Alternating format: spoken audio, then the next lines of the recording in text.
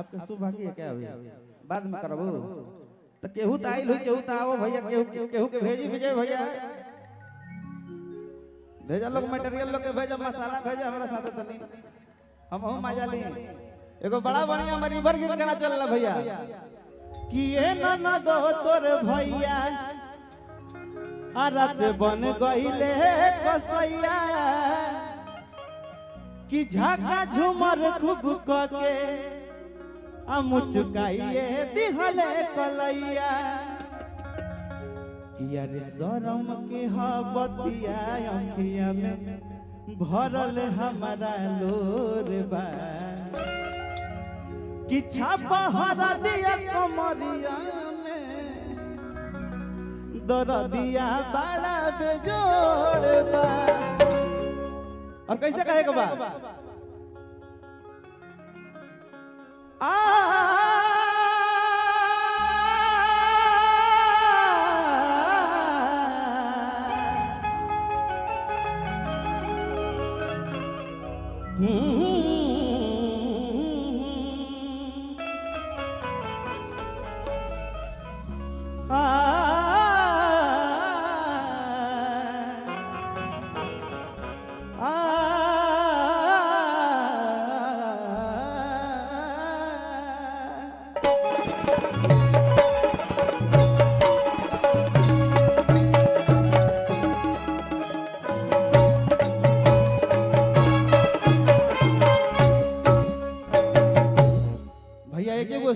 चीज के लेके हमें मैंने गाना गावेंगे कि हमारा गाना में अश्लीलता ना मिले भैया हमारा गाना सबसे ज्यादा सुनने वाला माता बहन हमारे ज्यादा ना भाई लोग बा सच्चाई बा ना भैया सब कोई माने ला ना भैया माता बहन लोग सब कोई सुने ला लोग कि पैसा से पेट न भरी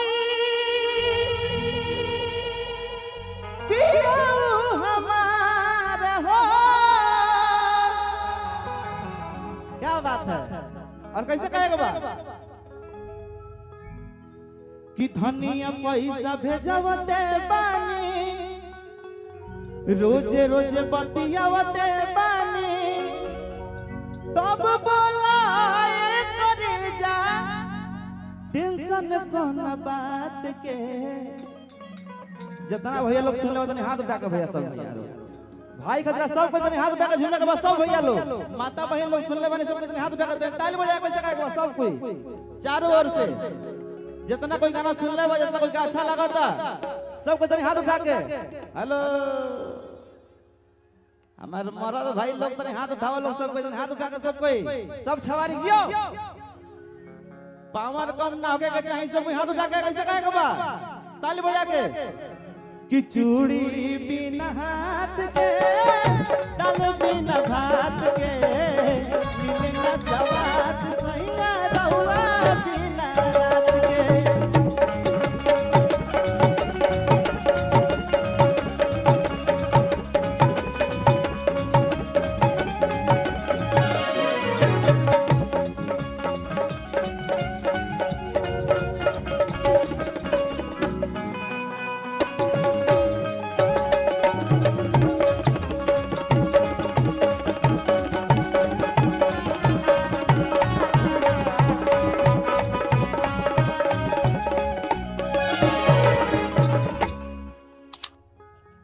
थोड़ा थोड़ा सब में से सुनाए तने भैया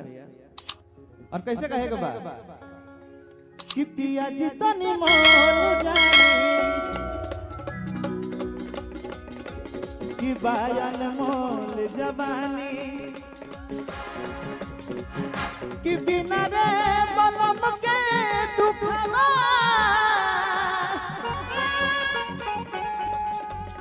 हके पहचानी आप सबको विशालत प्रणाम बा कैसे कहेगा बा तुम दोनों ताली बजा के कि पिया जी तनी मोल जानी कि बाबा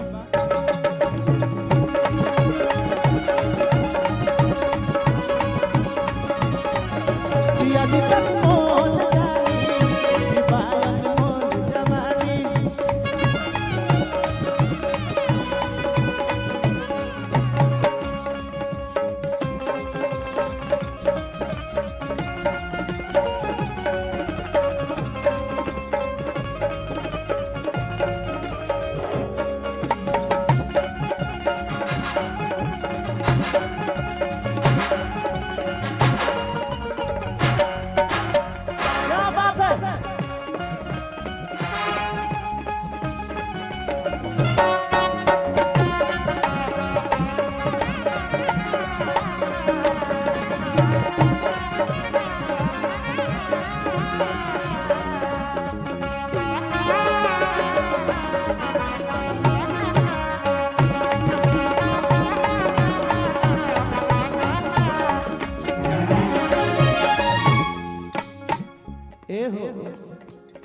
तब कैसे कहता रे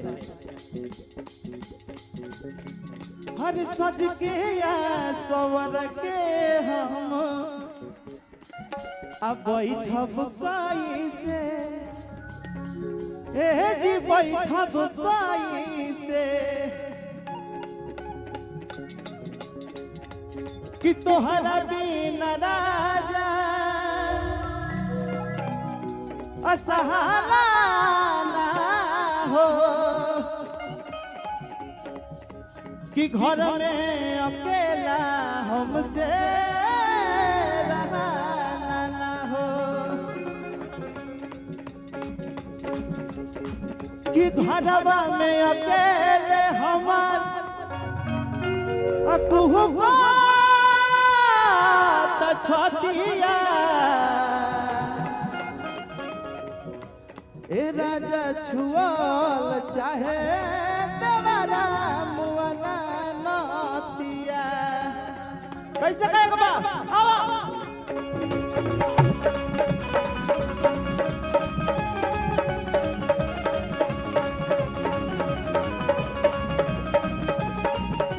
अरे सज के या समल के हम बैठब कैसे ए जी बैठब कैसे रहबा दे बहाना हो बैठब कैसे ए जी बैठब कैसे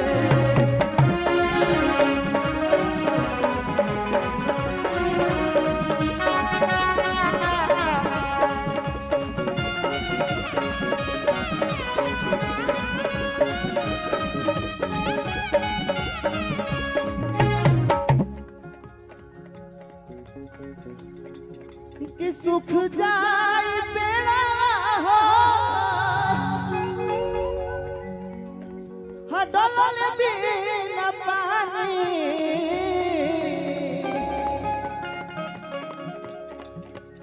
कहते कि राजा जी हमने के नेपाल से महिला विदेश से रहेला भैया अब विदेश पर गाना हमारे बड़ी बाजेला कि सुख जाई बेड़ा हो हडल बिना पानी कैसे कहेगा बा सुख जाए बेड़ा हो हडल बिना पानी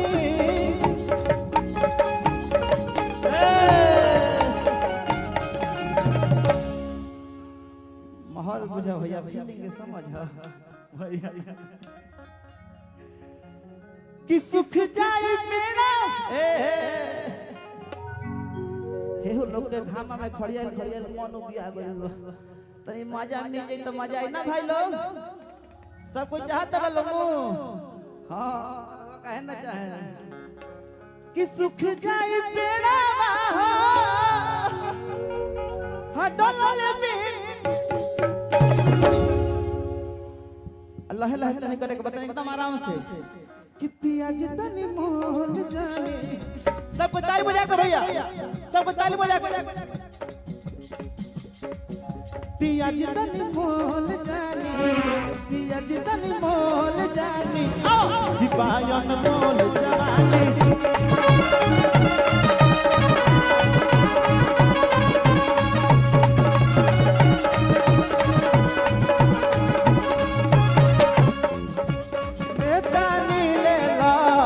दिलदार समझिया हो दिल के दानी ले लो दिलदार समझिया हो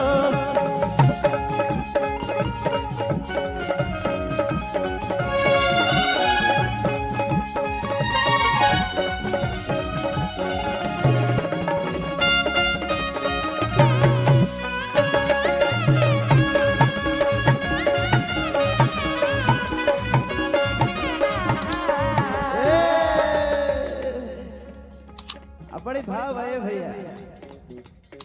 तने नाटक बगीरे देखत रह हमरा सनी के सटती देखत रह एकने के वाला के सटी हस खाली वही पर खाली फ्लाइटे ओवर करबे कारी एहू देश के हमने सटे के पड़ल भाई चाहता लोग छोटे करो तनी हल्ला करो तो भाई लोग ये हो रे विका अधिकारी जी बोलिए। ये हाल बड़ो कुंवारी कुंवारी कुंवारो लाइन मारी अभी ये कहब लोग जाए मौसा का लइका सब खत्म बड़ा लोग आ ही तो होन ना देखो ई तारा चाचा के ना ना ना ना तारा चाचा का लइका ना ई तारा चाचा का लइकी के देवर हो सका उहे बड़ा लोग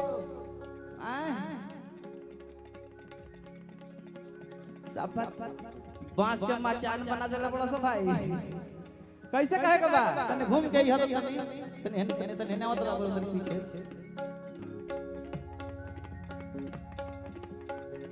आओ ना हमरो के मजा ले ले बिया थोड़ा होइला तने घूम के इधर कि राजा जी रौरे अब बहिया में हम रहल चाहिए जी रहल चाहिए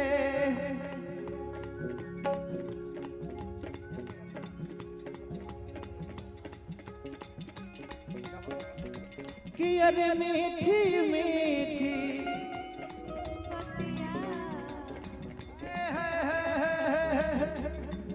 देखो तेरा भाई ये करो याद बा हमार गाना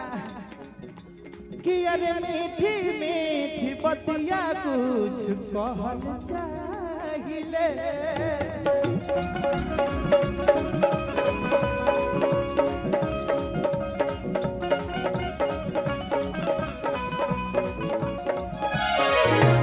राजा जी रौरे बहिया में हम रहल चाहिए आज रहल चाहिए बतिया कुछ कहल चाहिए कहल चाहिए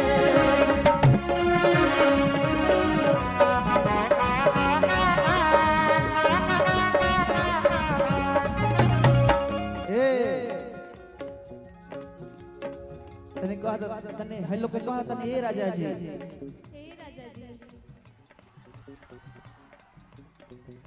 बोली ना राजा जी हे लोग के न कह रे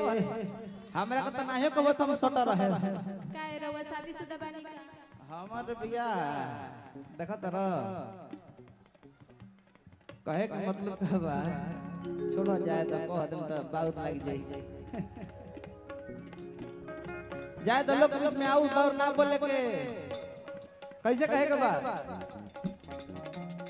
कि रउआ लेख घर में हो के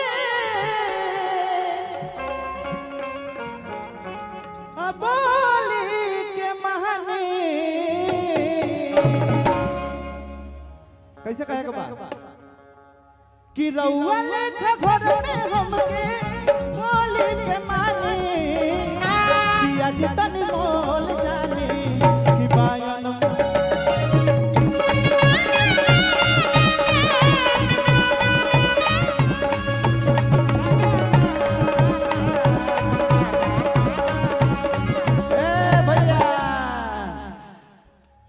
कैसे कहेगा बा कि यही से सज धज के बानी विदेश से भतार आवतारे कैसे कहेगा बा कि नया नया बाली हो बोलो ठलाली हो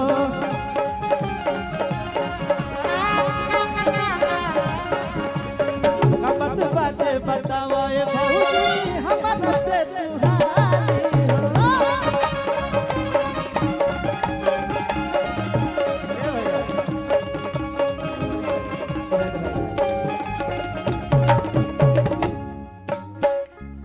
कि हमर प्यार अवतरे